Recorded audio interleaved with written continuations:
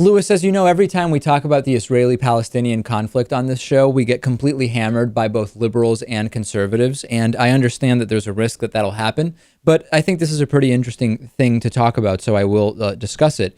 Since moving to New York City, I've been kind of trying to take in more political events. And a lot of the events here in New York City are based around Israeli-Palestinian conflict and topics, right?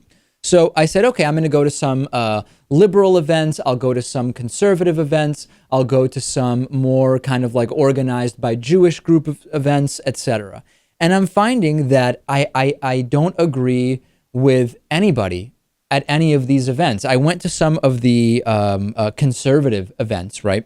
And there are supporters of Israel there.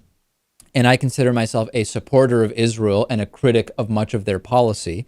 And I don't agree with just about anybody in the room, right, Lewis? Some of them make the argument that we must support Israel because of the threat of Muslim terrorism. And then I say to myself, no, that doesn't resonate with me.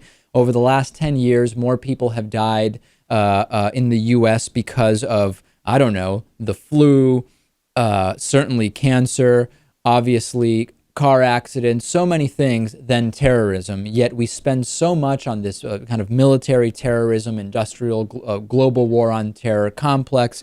That doesn't resonate with me. Some right-wingers are so-called supporters of Israel because they think that if they support Jews in Israel, eventually those Jews will accept Jesus as their Lord and Savior and convert to Christianity. Obviously, that also doesn't resonate with me. Other right-wingers support Israel simply because they kind of have this Muslims bad type of complex, and they think that supporting Israel is a way to kind of put down Muslims in some cases. On the liberal side, I went to a bunch of events there, and again, I have a hard time. Number one, some liberals at these events simply don't believe that Israel should exist at all. I think that that is a completely bogus concept. Yes, Israel was created more recently, but it was created under very similar circumstances to those under which every country in history was created. It just so happens it was more recent. Imagine if every time there was a political debate in the United States, one side was saying, forget about this issue. The U.S. shouldn't even exist because the land was stolen from Native Americans. You wouldn't get very far. It's not very pragmatic. It's not very practical. Israel is a country recognized by the United Nations.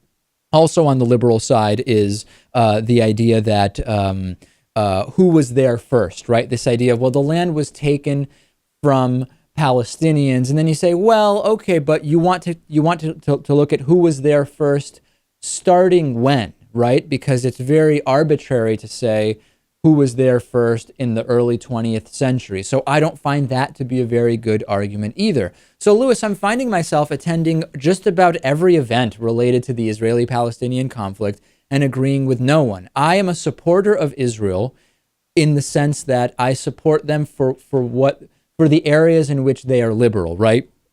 We have a situation in Israel where the country has had openly gay members of the military for a very long time. There is a completely open and free press. Those who disagree with the Israeli government, including Palestinians, Arab Israelis, etc., can petition the Supreme Court. They are allowed to rant with anti-Semitic diatribes in court, etc., etc. And I criticize Israel for all the things that I believe they do wrong. Settlements, not being careful enough when it comes to the security fence and situation and limiting the movements of Palestinians, while I recognize that it is not an apartheid state where they said, you know what, anybody who's Palestinian, we're putting them on the far side of the fence, more similar to South Africa and a true apartheid situation. We have a factual security situation in Israel where I don't know how many people have been saved by the fact that the rockets were launched from beyond the security fence. So long story short, Lewis, I don't know. Maybe there just are no groups that are with me on the Israeli-Palestinian issue because I'm finding myself not agreeing with anybody. Well, if you're somewhere in the middle, then maybe it's best just to avoid these these meetings, these events. What do you think? Yeah, I mean, maybe it's just not the right place for me. I know there are some groups that some have emailed and said, you know, maybe J Street is a group that is kind of more in the middle. But even still with J Street, I'm finding it in some areas way too reactionary. and in other areas far too anti-Israeli. So I don't know. I know I will get criticized for my thoughts. I don't care. That's okay. These are my thoughts. It seems everybody disagrees with me. Maybe that's a sign that I'm thinking about the issue in a more nuanced way. I don't know.